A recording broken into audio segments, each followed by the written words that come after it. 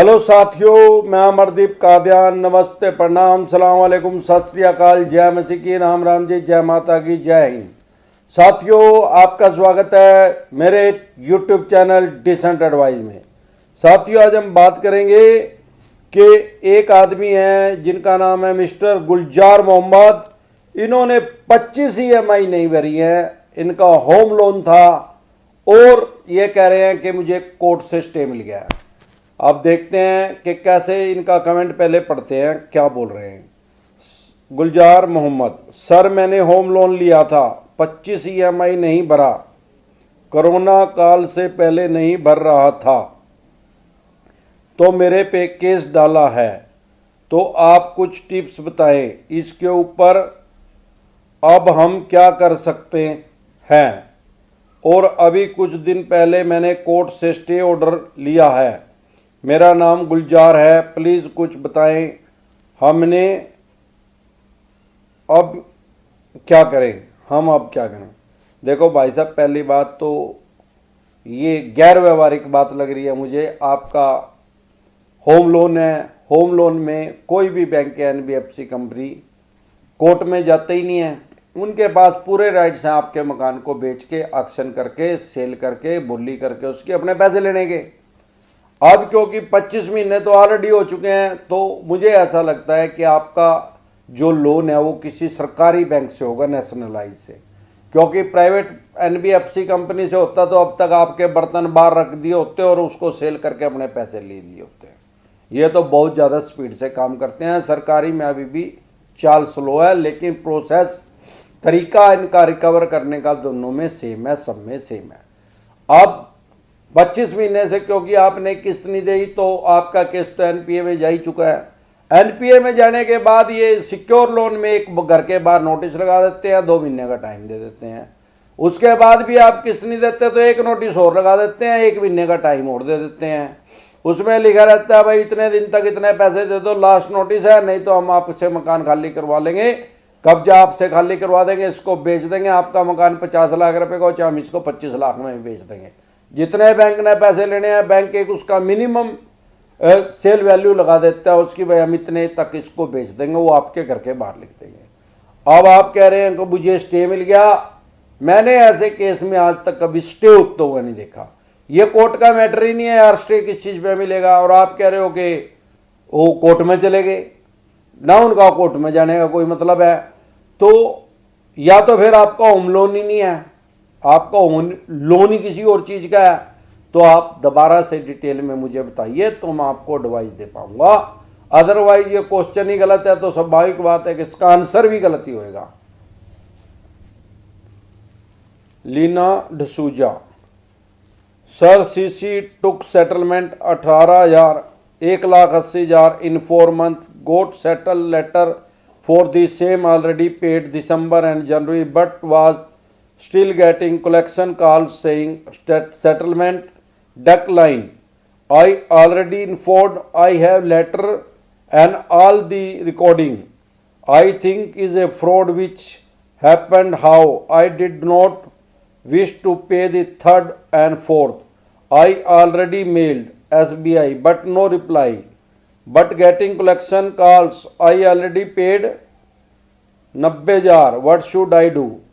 देखो मैम, ऐसा है, अगर आपके पास इसका रिकॉर्ड है, आपने सेटलमेंट कर ली और आपने 80,000 रुपये में सेटलमेंट कर ली और आपके पास इसका रिकॉर्ड है, और जो 99% चवन्नी छाप रिकवरी एजेंट है बकवास और आपको रास कर रहे हैं, तो आपके पास सीधा सिंपल फार्मूला है। सीधा आप कंज्यूमर कोर्ट में इनके ऊपर जाके केस कर दीजिए और वो डॉक्यूमेंट्स लगा दीजिए कि मेरे साथ फ्रॉड कर रहे हैं, पहले इन्होंने मेरे साथ सेटलमेंट कर लिया और आप बकवास कर रहे हैं, मेरे से और ज़्यादा पैसा लेना चाहते हैं।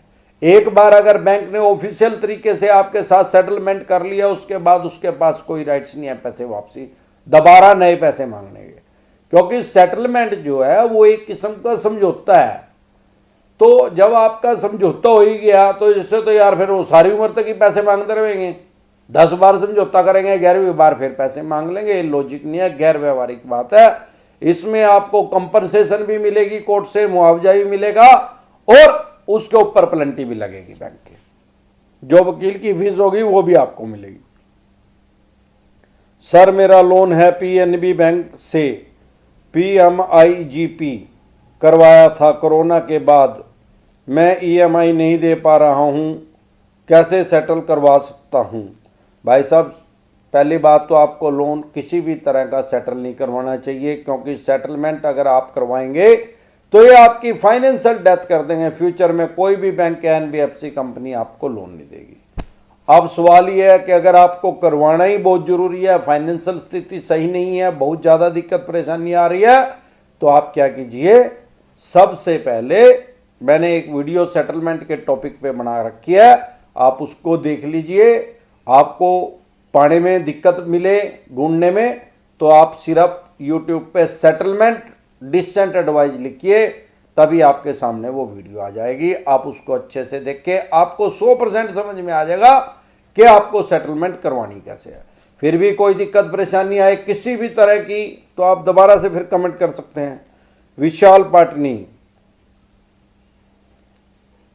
सर मैंने हीरो फाइनेंस से लोन ली है, उसका हफ्ता 6654 का है, अब मेरे पास धंधा नहीं है कि या सर 6654 का हफ्ता छोटा करना चाहता हूँ सर, मैं पैसे भरना चाहता हूँ सर, लोन अनसिक्योर है। भाई साहब, पर्सनल लोन है तो स्वाभाविक बात है कि वो अनसिक्योर लोन ही होगा, अनसिक्योर लोन के अंदर ही वो कंसिडर होता है। अब आप अपनी ईएमआई घटाना चाहते हैं तो आप इनके कलेक्शन ऑफिसर से मिल लें और उससे जाके अपनी बात रखें कि भाई साहब मेरे से इतनी किस्त नहीं दी जा रही है और मैं इतनी इजीली दे पाऊंगा, जो एक्स्ट्रा ब्याज ये लगाएंगे आपके ऊपर, आप बोल दें उसको भाई जो एक्स्ट्रा ब्याज लगेगा मैं दे दूंगा, तो पूरे चांस है कि आपकी समस्या का समाधान हो जाएगा। फिर भी कोई दिक्कत परेशानी आए तो आप दोबारा से कमेंट कर सकते। विक्की सिंह, सर अगर सिविल का केस दूसरे स्टेट में हो एंड हम ना जा पाए तो क्या होगा? भाई साहब, अगर सिविल का केस कर दिया आपके ऊपर और आप दूसरी स्टेट में हैं, आप जा नहीं पा रहे या जानबूझ के नहीं जा रहे, तो वो एक तरफा हो जाएगा। एक तरफा मीन्स उस बैंक के एनबीएफसी कंपनी के हक में फैसला आ जाएगा जिसने आपके ऊपर केस किया, बस, इसके अलावा और कुछ नहीं हो सकता इसमें। एजे किंग, सर अगर रिकवरी एजेंट को मारपीट करके भगा दे तो क्या होगा? भाई साहब, मारपीट करके भगाओगे 90% चांस है तो वो भाग ही जाएंगे। जैसे कुत्ते को मार दो तो कुत्ता दूसरे कुत्तों ने थोड़ी लिया हुआ ब्लॉक है, वो भाग ही जाएंगे। पर 10% चांस ऐसे भी हैं, ऐसा भी मेरे पास कमेंट आया है कि जो 99% चवन्नी चाप रिकवरी एजेंट है, इन्होंने जाकर उसका पर्चा ही दर्ज करवा दिया उस आदमी का, भाई ये मेरे को मार रहा है। तो इसका फार्मूला मैं पहले भी कई बार बता चुका हूं, आप उसको बुला के पेट्रोल लेके थोड़ा कॉटन में भेके उसको, कॉटन को पेट्रोल में यानी रुई को फोए बना के उसका, और उसकी दुकान को खोल के उसकी दुकान के अंदर लगा दो। उसके बाद वो जो चवन्नी छाप रिकवरी एजेंट है वो कुत्ते की तरह वहां से भागेगा, वो जिंदगी में कभी आपको दिखेगा नहीं, ना ही आपको कोई दिक्कत परेशानी आएगी, ना ही वो इसकी रिपोर्ट कर सकता किसी थाने चौकी में, ना ही इसकी रिपोर्ट होती। अगले 5-6 दिन तक वो बिना पानी की मछली की तरह तड़पेगा, उसकी दुकान के अंदर जलन होती रहेगी, वो उसमें क्यों कार्पिन का तेल भी भले ही लगा ले लेकिन उससे कोई फर्क नहीं पड़ने वाला, उसको आराम नहीं मिलेगा। तो अगर आपको एक्सपेरिमेंट करना है, आप थोड़ा पेट्रोल का कॉटन अपने हाथ पे लगा के देख ले, कितना ठंडा लगेगा आपको पता लग जाएगा। उससे भी ज्यादा कर रहे हैं तो कोई मोहल्ले पड़ोस में, गली में, तहसील में, कस्बे में, आपके आस पड़ोस में कोई कुत्ता आवारा हो, उसको पकड़ के उसकी दुकान के अंदर पेट्रोल का फोया लगा दे, वो कुत्ता उस दिन के बाद आपके मोहल्ले में नहीं दिखेगा। वही काम उसके साथ होगा चवन्नी छाप रिकवरी एजेंट के साथ, वो दिखेगा नहीं कभी, आपको सारी जिंदगी नहीं दिखेगा। वो या तो ये काम ही छोड़ देगा, या जो और चवन्नी छाप रिकवरी एजेंट होंगे उसकी टीम में, वो उनको ये बता देगा भाई वहां ना जाइए, वो तो दुकान में पेट्रोल के फोए लगा है।